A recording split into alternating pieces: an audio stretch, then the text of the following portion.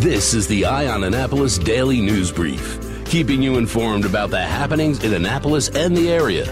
Local news, local sports, local events, local opinion, and of course, local weather. The Eye on Annapolis Daily News Brief starts now. Good morning. It's Friday, November 9th, 2018.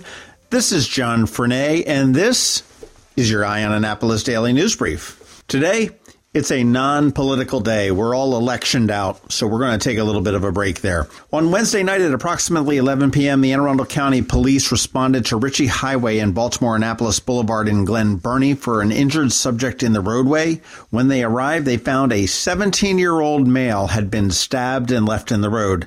The victim was transported to the hospital for treatment. His injuries are non-life-threatening. They do not have a suspect. They looked around, and police are asking anybody that knows anything about this to give them a call at 410-222-6135.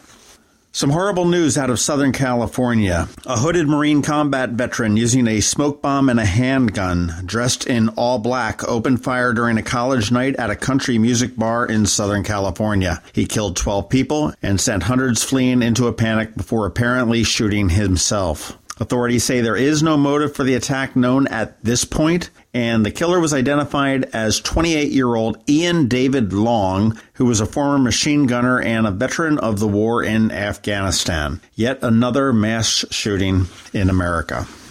The state of Maryland has some Obamacare woes, or actually it's the Maryland Health Benefit Exchange, and an audit of the organization found out that they may have allowed residents who did not qualify for Medicaid into the government health program. Now, the Maryland Health Benefit Exchange was created under the Affordable Care Act, or Obamacare, to run an online insurance portal where people could buy insurance if they didn't get it at work, but they also double-dipped and allowed people to sign up for Medicaid through the program as well. And this is something I didn't know, that nearly 20% of Marylanders are enrolled in Medicaid, and that's 1.3 million people. During the audit, which spanned fiscal 2015 through 2017, auditors found a small number of cases, but found more than a third of them the exchange only considered state-collected income information and not federal income information. Federal sources apparently are far more comprehensive, and they do not know exactly how many people may have been enrolled when they did not qualify. Michelle Everly, the executive director of the Maryland Health Benefit Exchange, said that they will work to get that all corrected. Speaking of health benefits, this is kind of cool. 8 Maryland hospitals earned the highest grade in a new national study on patient safety. The Leapfrog Group's Fall 2018 Hospital Safety Grades Report assigns letter grades to more than 2,600 U.S. hospitals based on factors like the frequency of medical errors, infections, as well as staffing and safety policies. Maryland hospitals were included in the Leapfrog study for the first time last fall and performed poorly. The state only had one hospital getting a grade A, and that was Howard County General Hospital last year. However, this year, Maryland got their act together, and 8 Maryland hospitals earned an A grade. They're Anne Arundel Medical Center, Greater Baltimore Medical Center, Johns Hopkins Bayview Medical Center, MedStar St. Mary's, Peninsula Regional Medical Center, Johns Hopkins Hospital, University of Maryland Charles Regional Medical Center, and the University of Maryland St. Joe's Medical Center there. Other area hospitals, how they fared. We didn't have anybody in the D or the F, but we did have 3 in the C range. The MedStar Harbor Hospital up there in Brooklyn earned a C, as well as the University of Maryland Baltimore Washington Medical Center and the University of Maryland Laurel Regional Hospital. That is about it for the top news today. Please be sure you're checking out eyeonannapolis.net throughout the day, because we do update it throughout the day, and we want to make sure that you're up to speed on what's going on. Please give this podcast a rating and a review if you're ever someplace where you can do that. And make sure you tell your friends and colleagues about us. The more, the merrier. It is Friday, so we do have some picks for stuff to do this weekend. And, of course, we have George Young with your local DMV weather, and he's coming up in just a minute. Imagine your child saying, "Guess what I learned in school today?" At St. Andrews, it happens every day. We asked teachers why. Our innovative educational approach spans indoors and out with challenging academics that inspire and engage. In our small classes, we are able to find the learner in every child, from preschool to 8th grade. See for yourself as St. Andrews hosts an open house at its Edgewater campus, Friday, November 9th from 9 to 11 a.m. or call 410-266-0952 today. Going out? You need the most up-to-date local weather. Here's George Young from DMV Weather in Annapolis with today's forecast. Hey everyone, this is George with DMV Weather, and this is your Eye on Annapolis forecast for Friday, November 9th. Today will not only put another work week in the books, but it will also place another day of rain on the books for 2018, literally inching BWI Airport and the surrounding region toward the rainiest year ever measured since modern record keeping began in the late 1800s. With that in mind, look for rain to possibly start later this morning, but expect most of the rainfall totals to come from precipitation in the PM hours, with some spots picking up a half an inch to maybe an inch or more when all is said and done. Then comes our first truly cold blast of air of the fall season, with highs this weekend only in the 40s, though at least sunny and dry, but it'll feel much colder than that on Saturday as winds behind today's cold front and low pressure center will come whipping in from the northwest at 15 to 25 miles per hour, with gusts at times 35 miles per hour or greater.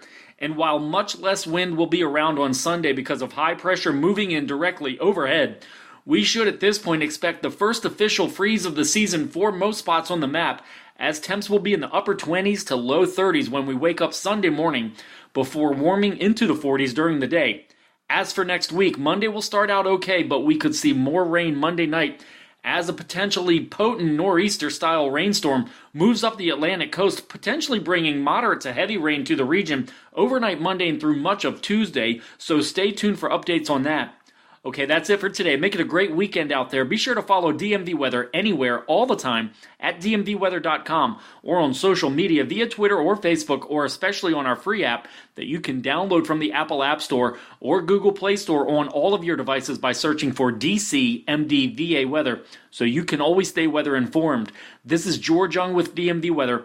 We'll go from wet to windy to cold to okay to back to pretty rainy, all in the course of the next 4 to 5 days around Annapolis and the surrounding region. But remember, whatever the weather outside, have fun and be safe. 35 years ago, Annapolis became a fine dining destination when Carroll's Creek Cafe first opened its doors on the Eastport waterfront. Today, diners enjoy delicious new American appetizers and entrees from sea and land, an extensive wine and craft beer selection, and creative desserts, all while enjoying the most scenic views in town. Join the fun as Carroll's Creek celebrates with a very special 3-course, $35 anniversary dinner menu from October 15th to the 27th. Call 410-263-8102 to reserve your table today. Every weekend, there's something exciting going on in the Annapolis area. Be sure to visit eyeonannapolis.net to sign up for a newsletter highlighting all the weekend events. Here are our top picks for this weekend. Thank God it's Friday once again, and that means we've got to pick things to do for the weekend. I've got some good ones here this weekend. Starting off tonight at 6 p.m. at Alumni Hall at the Naval Academy. It is the annual Veterans Classic basketball tournament. Now, this is always a great tournament. The lower level tickets are $75. They are sold out. The upper level $50 tickets, there are still some available. You can get them at navysports.com. And the two matches tonight feature Providence versus Wichita State at 6 p.m. and the signature one, Navy versus Maryland at 8:30 p.m. Alumni Hall. And again, you can get your tickets at navysports.com.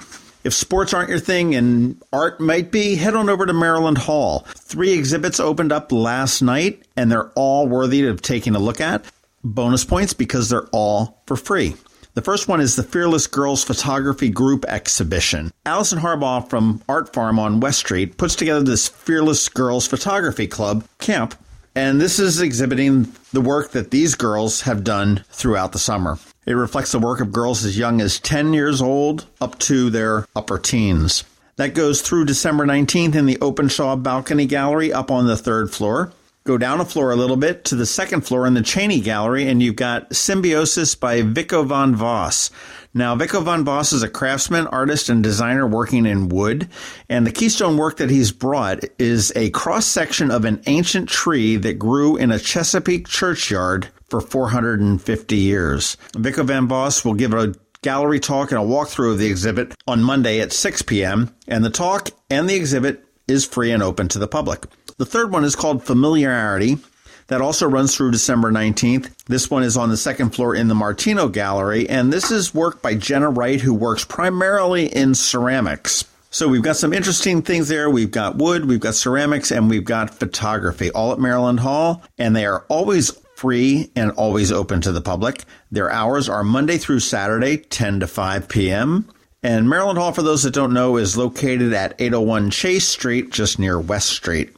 If you're looking for some great theater, look no further than the Naval Academy and the U.S. Naval Academy Masqueraders. Yes, their drama team, drama club, drama group. I'm not sure what it is, but they're putting on Samuel Beckett's Endgame. This will be a fantastic play. I am actually going on Saturday evening. It runs tonight and tomorrow night, as well as next Friday and next Saturday at 8 p.m. at the Mahan Auditorium. Tickets and info, you can call 410-293-TIXS or go online at usna.edu/masqueraders.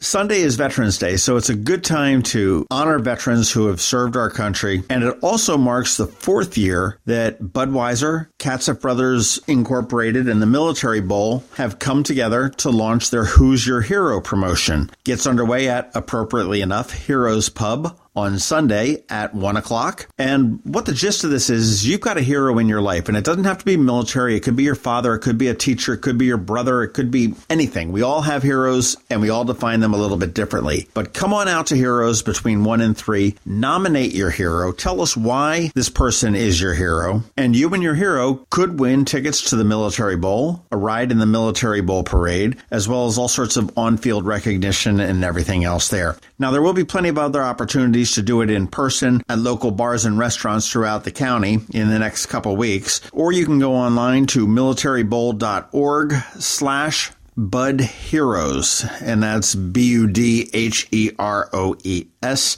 where you can submit the story of a hero in your life. And this is really a fun, heart-tugging type of a promotion because we get a chance to really see how people have made a difference in everybody else's life. If you want to know a little bit more about the Military Bowl, head on over to the Maryland Crabs podcast at themarylandcrabs.com. And we did a crab cake with Catsup Brothers and Josh Barr from the Military Bowl. Talked a little bit about that.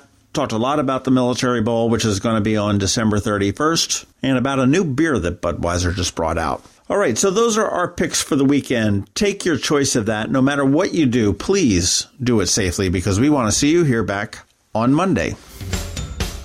You've been listening to the Eye on Annapolis Daily News Brief. Tell your friends and colleagues this is the podcast where you can keep up on the latest with what's going on in Annapolis.